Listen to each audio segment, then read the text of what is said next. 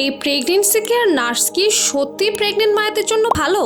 না খেয়ে শুধু প্যাকেট দেখেই বিশ্বাস করেন? আমি তো করিনি, তাই ট্রাই করে দেখলাম।